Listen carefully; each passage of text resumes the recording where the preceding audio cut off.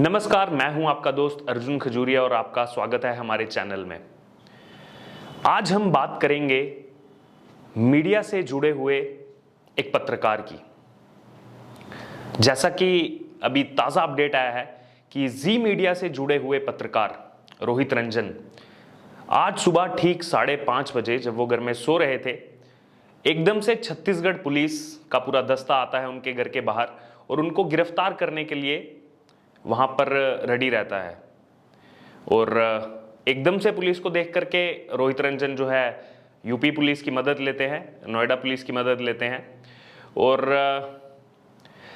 यहाँ पर सवाल ये बनता है कि जिस न्यूज़ के लिए रोहित रंजन को गिरफ्तार करने आई थी छत्तीसगढ़ से पुलिस, वो भी उत्तर प्रदेश में, उस न्यूज़ के लिए रोहित रंजन पहले ही माफ़ी मांग चुके हैं। अगर जाकर के आप उनका ट्विटर अकाउंट देखें तो उन्होंने उसमें बाकायदा जो उनसे गलती हुई ऑन एयर, जो मिस्टेक गई है, उसका बाकायदा उन्होंने जो है ट्विटर पर शेयर किया है कि ये गलती से ये न्यूज़ जो है ब्रॉडकास्ट हुई है और उसके लिए उन्होंने जो है माफ़ी भी मांगी है।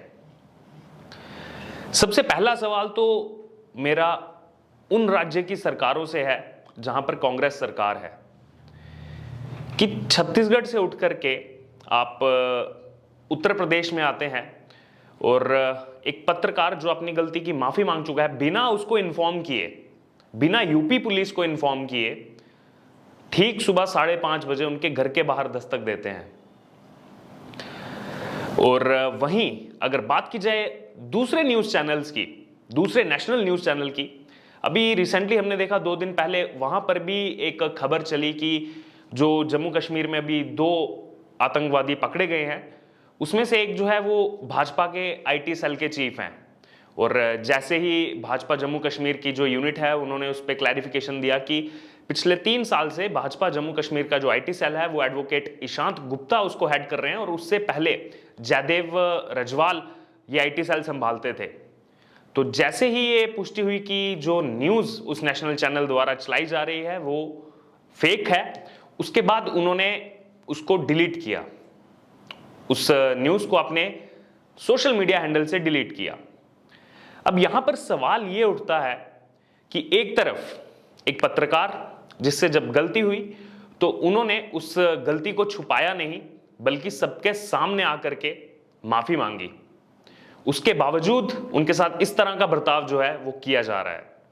और वहीं बात की जाए दूसरे न्यूज चैनल्स की, जहां पे एक मिलिटेंट को, एक टेररिस्ट को एक पार्टी का आईटी सेल चीफ बताया जाता है और जब सब तथ्य सामने आते हैं तो उसके बाद जो है उसको डिलीट कर दिया जाता है।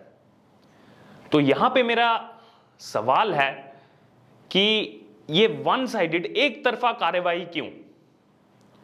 और हमने देखा है पहले भी, जब भी सरकार रही है कांग्रेस की, इस तरह का जो पत्रकारों पर, जो हमारे लोकतंत्र का जो चौथा स्तंभ है मीडिया, उस पर इस तरह का दबाव हमेशा बनाया गया है। कुछ दिन पहले ही हमने देखा कि न्यूज़ 18 इंडिया के भी जो एंकर हैं उन पर भी जो है इस तरह का दबाव बनाया गया राजस्थान पुलिस द्वारा, और अब छत्तीसगढ़ पुलिस ने आकर के यहां पे दबाव बनाने की कोशिश की। कहीं ना कहीं क्या हम वापस से आज से 50-55 साल पहले तो नहीं जा रहे, जब देश में आपातकाल लगा था? क्या हुआ था आपातकाल के समय में हम सब जानते हैं। देश के चौथे स्तंभ पर पूरी तरह से जो है रोक लगा दी गई थी। वैसा ही कुछ डराने का माहौल जो है अभी तैयार किया जा रहा है। वहीं दूसरी ओर जो इनके वेल विशर जैसे जो पत्रकार हैं उन पर इस तरह की कोई कार्रवाई नहीं होती। अब पिछले साल भी देखा जाए तो जनवरी 2021 में ऐसा ही एक वाकया देखने को मिला था, जब सरकार के अगेंस्ट में फेक न्यूज़ जो है, पूरा प्रोपोगेंडा जो है चलाया गया था नेशनल चैनल पर, और उसके बाद जो है उसका उन्होंने खंडन भी किया था कि गलती से ये न्यूज़ चली है और माफी मांगी थी। उस समय ऐसी कोई कार्रवाई नहीं हुई। अभी ये कार्रवाई क्यों हो रही है, और वो भी राजस्थान से, छत्तीसगढ़ से, और बिना इन्फॉर्म किए? अगर आप उत्तर प्रदेश में आ रहे हैं तो आपका फर्ज बनता है कि वहां की लोकल पुलिस से बात की जाए, लोकल पुलिस को कंसिडरेशन में लेकर के जो है वहां पे आगे इस कार्रवाई को अंजाम दिया जाए। लेकिन जब एकदम से पुलिस उनके घर के बाहर आती है और उसके बाद मदद मांगते हैं रोहित रंजन, उसके बाद जाकर के जो है छत्तीसगढ़ पुलिस का उस पर रिप्लाई आता है कि ठीक है, अब हमने आपको इन्फॉर्म कर दिया। तो यहां पे आप समझिए कि आप घर पे सो रहे हैं और जो आपसे गलती हुई है आप उसकी माफी मांग चुके हैं और सबके सामने चैनल पर अपोलोजाइज हो चुकी है वो चीज। उसके बावजूद आप घर पे सो रहे हैं और आपको पता लगता है कि हजारों किलोमीटर दूर से बिना इन्फॉर्म किए एक पुलिस का जो है दस्ता आता है और सुबह 5:30 बजे आपके घर के बाहर खड़ा है आपको अरेस्ट करने के लिए। तो कहीं ना कहीं ये जो है दबाव बनाने का प्रयास है और ये प्रयास जो है जहां पे कांग्रेस की सरकारें हैं वहीं से देखने को मिल रहा है।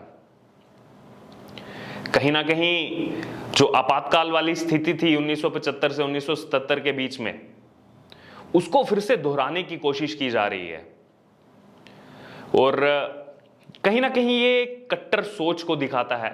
आपको कम से कम अगर पत्रकार से गलती हुई है, उन्होंने वो गलती मानी है, तो आपको उन्हें समय देना चाहिए। अगर कोर्ट में भी कुछ उनको अपने पक्ष रखने हैं तो वो पक्ष रखने के लिए समय देना चाहिए। इस तरह से मानसिक दबाव बना करके जो है कांग्रेस की जो सरकार जो है वो इनडायरेक्ट वे से कहीं ना कहीं प्रेशर क्रिएट करने का यहां पे प्रयास कर रही है।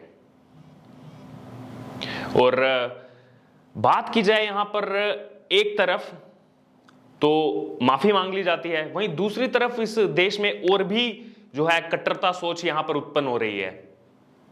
पत्रकार से गलती हुई, उसने माफी मांगी, लेकिन मेरा सवाल है उन जगहों का क्या जहां पर अभी हमने किलिंग्स देखी, जहां पर मात्र सोशल मीडिया पे पोस्ट डालने के बाद जो है इतनी कट्टरता, इतना आतंक उन लोगों के मन में मचा हुआ है, उन पर क्यों कोई कड़े जो है एक्शन नहीं लेता? इस तरह के और भी सेंसिटिव एलिमेंट्स इस समय समाज में मौजूद हैं, जरूरत है उनको पकड़ने की। जिस पत्रकार ने जो भागा नहीं, जिसने अपोलोजाइज किया, उसको आप आराम से भी उसकी कार्रवाई को अंजाम दे सकते थे, लेकिन बिना इन्फॉर्म किए हजारों किलोमीटर दूर से आप आए और आकर के सीधे दावा बोल दिया उनके घर के बाहर। हालांकि उसके बाद यूपी पुलिस भी वहां पर पहुंची और दोनों के बीच में थोड़ी सी अनबन भी देखने को मिली हमें। और ऐसा नहीं है कि ये पहली बार देखने को मिला है, कुछ महीने पहले भी इसी तरह के वाकया देखने को मिले थे कि ये एक नया सा ट्रेंड सा बनता जा रहा है कि बिना इन्फॉर्म किए आप किसी से भी कोई गलती की है उसको उसका पक्ष रखने का समय दीजिए, लेकिन बिना इन्फॉर्म किए एकदम रॉबिन हुड की तरह यहां पर मैं कहना चाहूंगा कि आप जो है इस तरह से काम नहीं कर सकते।